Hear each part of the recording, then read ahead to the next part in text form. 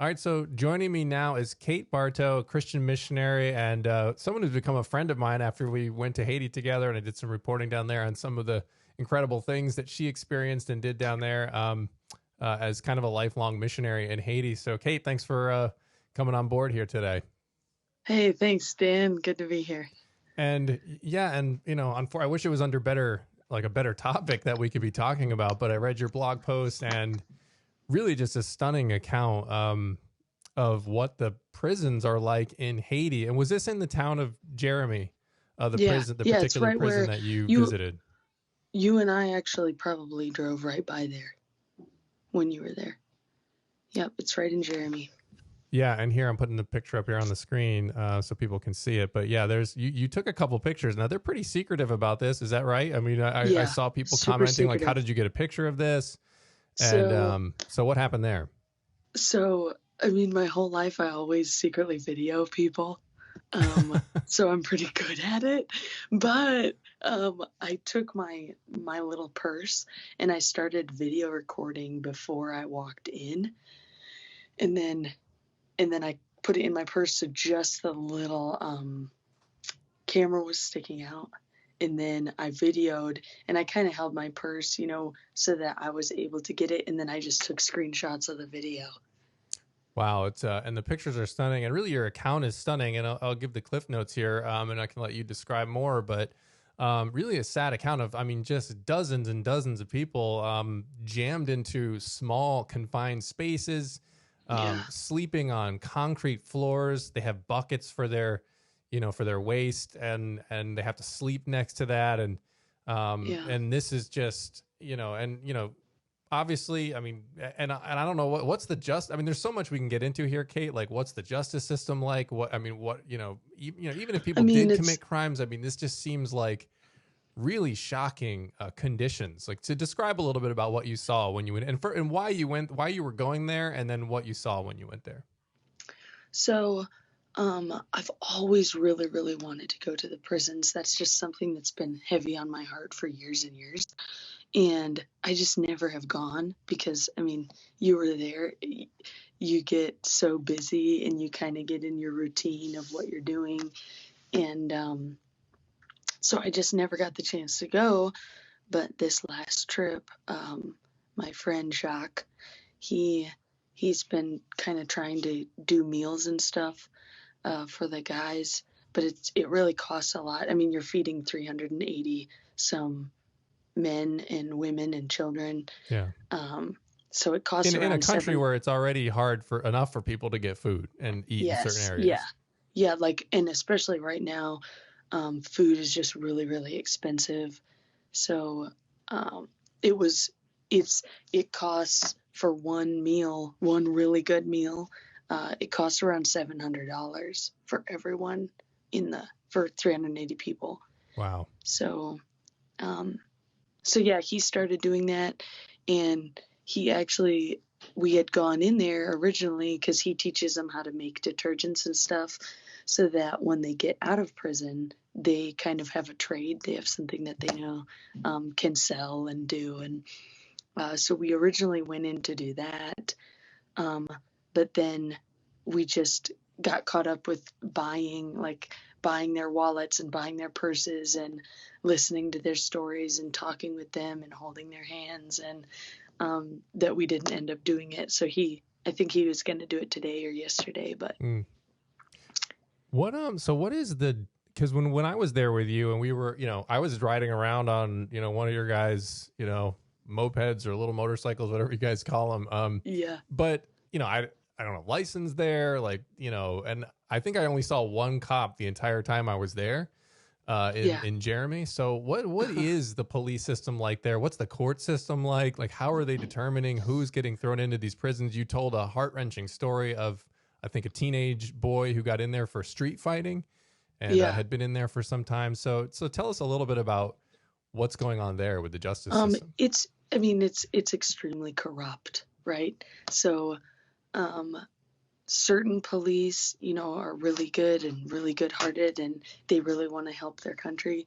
And then other police, you can, you can basically pay them off so that they will arrest someone, or so that's why there are men in there that didn't actually do what they're accused of, and then there are other men in there who did kill people or get in fights, or but it's extremely corrupt. So like that's why especially it was so hard, is knowing, like, one of my friends, Jacques, actually has a little boy right now that he's taking care of because the dad is in the prison. So we went and talked to the dad for something that he didn't do.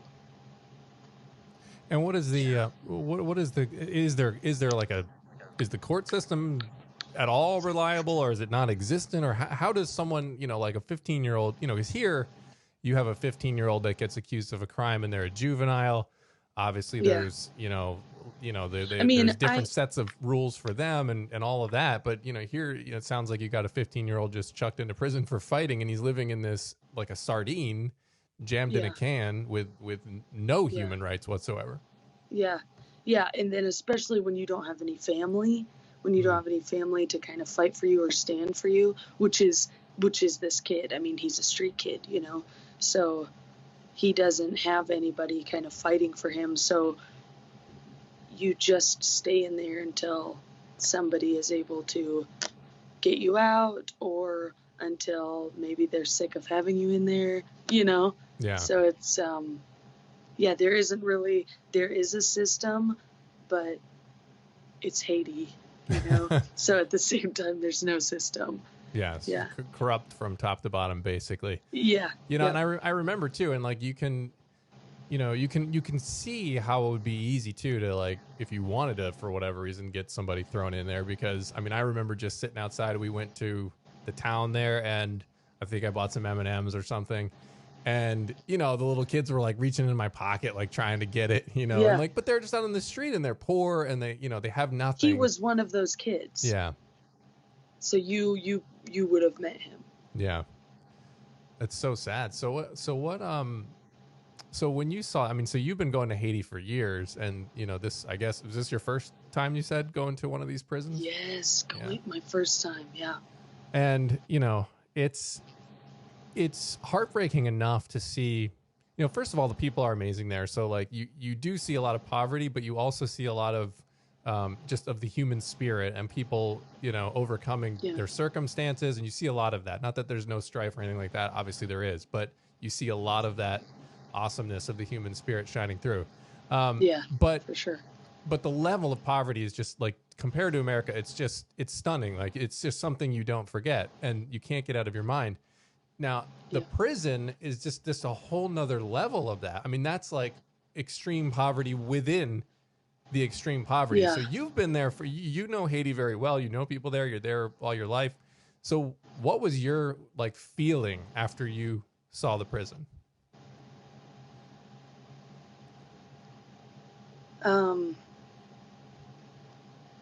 I've seen a lot, right? I mean, I was there a few days after the earthquake. I was there a few days after the hurricane. I've seen a lot of suffering and a lot of sadness. And I would have to say, yeah, it was one of the worst things I've ever seen. Mm. And what was, I mean, you described in your blog, why don't you talk a little bit about what those conditions were like in there? Why don't you describe some of your blog? Why don't you relay some of that here? Well, basically you walk in and there are these, cells. So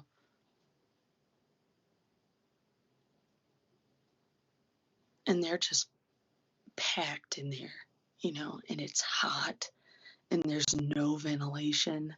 So they're all just standing in there in their underwear, because no wind is blowing through, and then on top of that, what they are getting fed it's like worse than dog food. Like as Jacques said, he said, I wouldn't even feed that to my dog. Mm. And they're desperate, you know. So like you're walking and there are these bars and arms and hands are just reaching out, and you know they're pressing their faces against the bars, and then there's like a little tiny window where I'm guessing they get handed their food, and like they'll stick their head through there, you know, to try and like get your attention, you know, and then they're begging you just for a phone call or just to talk. And then I haven't read them yet because I don't know that I can really handle it yet, but they like gave me all these letters, right, for me to read, like their stories. And so I've just got this pile of like these little notes scratched out on, you know, cigarette packs and little pieces of paper and wrappers, you know, just saying what they need and what happened to them. And because, like, it's just, and it was just I guess what was so powerful about those little notes to me was they don't know that I can do anything, but it was like their only semblance of hope, Yeah. you know, like was just that I had that in my hand. Because I told them, you know, I'm like, I'm not God. I can't do everything. You know, I'm just going to do what I can. And they said, it doesn't matter. It doesn't matter. You know, just take this. Just take this. And so, yeah, I got to go through and read those.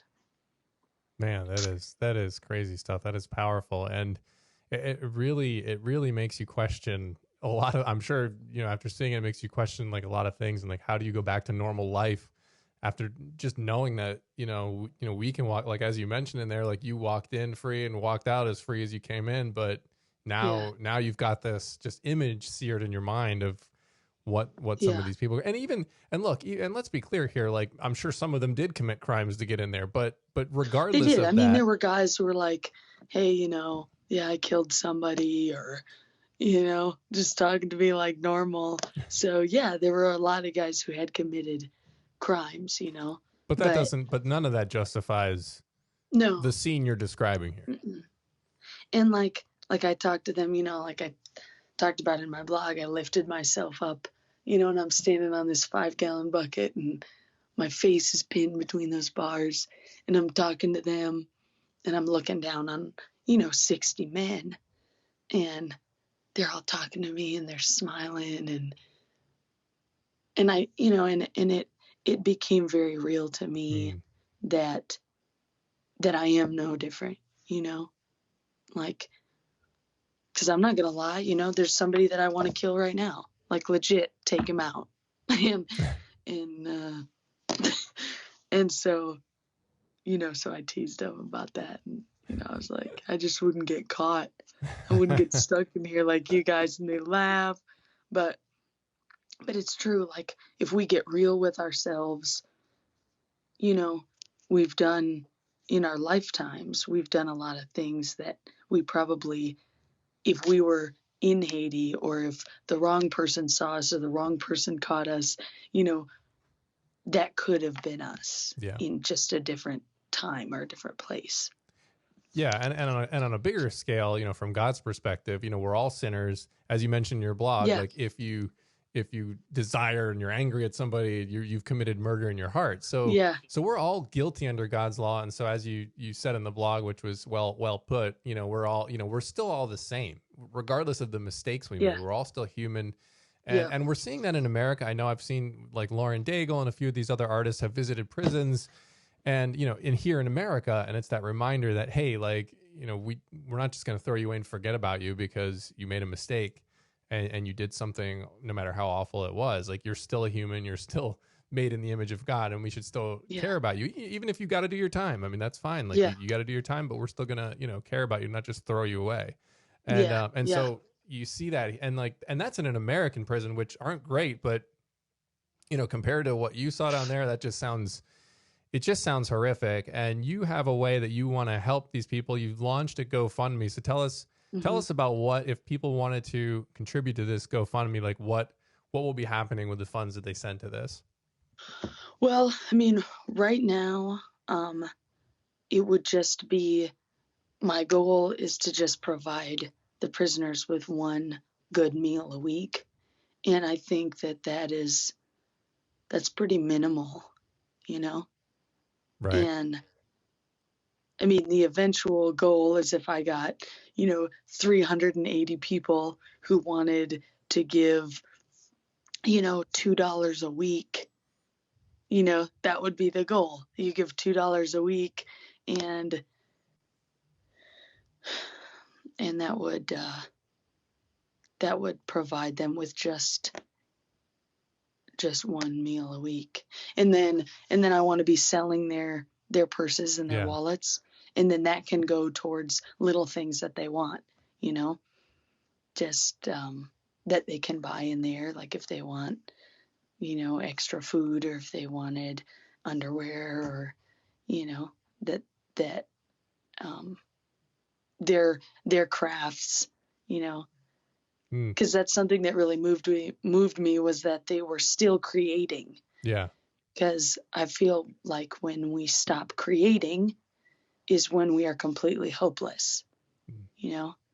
And so they're still creating because they're still just kind of grasping onto that hope. Yeah. But Well, something that was really, really moved me is like as I was leaving that one cell, like this guy got up in the window and he's like, "Hey, I'm gonna pray for you." mm. You know, that that'll hit you. Oh, absolutely. Absolutely. And look, guys, if you're, wondering, I mean, Kate is literally just back from Haiti. I mean, when did you get back? uh, two. What's today? 3 days ago. I got back 3 days ago. Today is Thursday. Yeah. Okay. So just a couple so Kate is just fresh back from this and having seen this horrific scene. So obviously, it's emotionally impacted you and for good reason. Oh. So but hopefully Yeah. people watch this and they're inspired to, because I would think that regardless of, even if you just gave something very small or bought like one of their little creations that you were talking about, I think, aside from any monetary gain that would be there, it would be just that, like you Yeah. said, that hope, that connection, that, hey, someone's actually Yeah. thinking of me, someone's praying for me. And so, Yeah. maybe there's even a way to just send messages or something, like messages of hope or Oh yeah. something Like like if that. people So, wanted, if anyone listening, if you want to write them a letter or anything like that, just write it and send it to me, and I can translate it, and I'll bring it down when I go. absolutely, that's great stuff. We'll put all the links here in the video, that you can go to, you can share, and hopefully people will be hitting that up, because it's a worthy cause. And Kate, it's always good to talk to you. It's always good to catch up with you. I'm going to put all the links into the past stories we've done on Kate as well, because you got to read her story. It's remarkable. I mean, this is a person with great faith and great care and concern and love for other people. I know she hates when I go through that, but it's true. I mean, I saw it firsthand, and so yeah, so appreciate what you're doing, and I appreciate you, catching up and spending a few minutes with us here Yeah. today. Thank you, Dan. All right, Thank you for Kate. having me. Yeah, no problem. God bless you. Take care. You too.